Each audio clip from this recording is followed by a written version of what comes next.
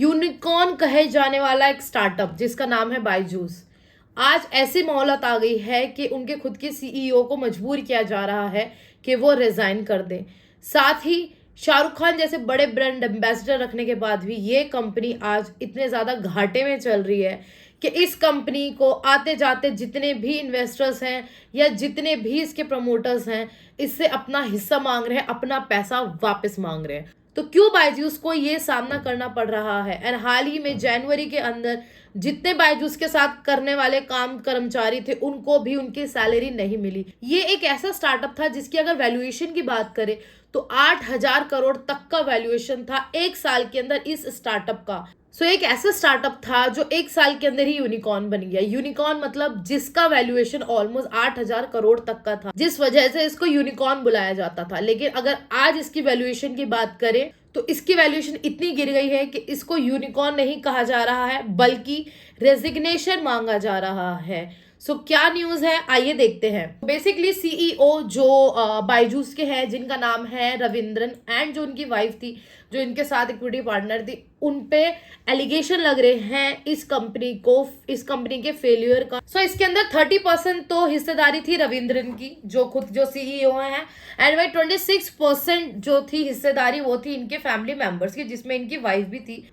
And इसी के साथ साथ बायजूस के हम एम्प्लॉयमेंट की बात करें, बायजूस के एम्प्लॉय की बात करें, सो उनके जो एम्प्लॉयज थे उनको भी सैलरी नहीं मिल रही थी, मालिकों को भी बाहर निकालना चाह रहा था, निवेशक भी बहुत बड़े घेरे में आ गए थे, उन्होंने सबने अपना रिटर्न मांगा था। तो शाहरुख खान जैसे एम्बेसडर को रखने के बाद, आईपीएल में इतना बड़ा प्रमोशन करने के बाद, बीसीसीआई के साथ बड़ी पार्टनरशिप करने के बाद भी आखिर क्यों बायजूस फेल हो गया? एक साल के अंदर यूनिकॉर्न बनते बनते क्यों इसकी वैल्यूएशन इतनी गिर गई? सो बायजूस एक ऐसा स्टार्टअप था जिसने उसके पास अपना खुद का फंड नहीं था। वेंचर कैपिटलिस्ट की बदौलत बायजूस मार्केट में लॉन्च हुआ था। सो बात करते हैं बायजूस का डाउनफॉल कब से शुरू हुआ। 2021 के अंदर 95 करोड़ डॉलर में बायजूस ने आकाश इंस्टीट्यूट को टेक ओवर किया, जिसके बाद से सारी दिक्कतें शुरू हो गई। इन 95 करोड़ को जुटाने में एक बहुत बड़ा लोन आकाश इंस्टीट्यूट के लिए बायजूस ने लिया, जिसकी कुछ हाइलाइट्स मैं आपको दिखाती हूँ। तो नवंबर 2021 में इस बायजूस ने जो बाहर की बाजार थी उसमें 1.2 अरब डॉलर तक का लोन लिया। उसके बाद जुलाई में कंपनी ने कहा उसके ऑडिट रिलीज आने में देरी है तो वह जल्दी जारी करेंगे। ठीक है, 1 महीने बाद कॉर्पोरेट मामलों में मंत्रालय ने अपने वित्तीय परिणाम भेजे। 17 महीने तक की देरी हुई, मतलब कि ऑडिट रिपोर्ट देने में 17 महीने तक बायजूस लेट हो गया।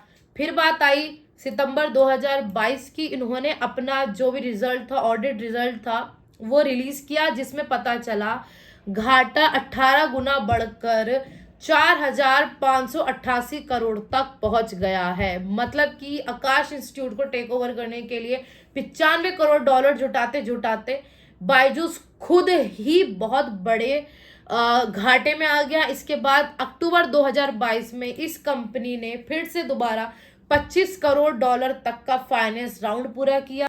एंड वहीं नेक्स्ट ईयर अप्रैल में 2023 में जिन कंपनी ने बायजूस को लोन दिया था उन्होंने अपने 20 करोड़ डॉलर वापस मांगे हाईएस्ट इंटरेस्ट में। एंड 2023 में बायजूस ने 2000 करोड़ का फिर से फंडिंग राउंड लिया एंड 2023 के अंदर अगेन रिपीटमेंट करते करते ये कंपनी फेल हो गई।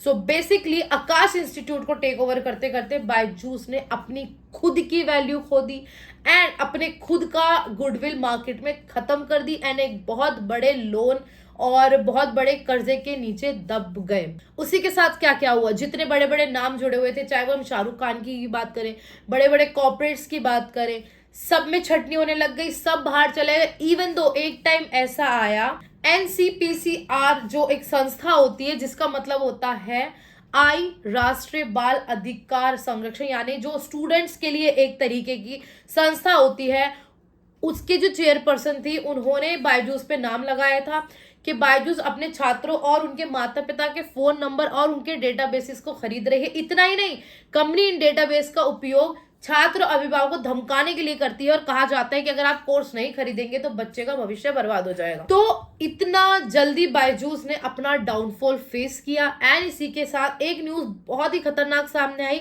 जिसके अंदर एक टाइम ऐसा आया, एक टाइम इस डाउनफॉल के चलते ही रविंद्रन ने अपने खुद का जो घर है उसको लोन पे रखा, 100 करोड़ तक का लोन लिया, अपनी संपत्ति को गिरवी रखा, जहां उन्होंने अपने कंपनी के एम्प्लॉयज को सैलरी दी। एंड इसी के साथ साथ अपने शेयर भी उन्होंने गिरवी रख दिए। उगते हुए सूरज को सब सलाम करते हैं, लेकिन जहां सूरज डूबने लगता है वहीं लोग अपने घर की लाइटें जला लेते हैं और खिड़कियां बंद कर लेते हैं कि देखो अंधेरा हो गया। सो इसी तरीके से बायजूस इस सारे डाउनफॉल का सामना कर रहा है। एंड आज खुद सीईओ को रिजिग्नेशन देने तक की नौबत आ गई है।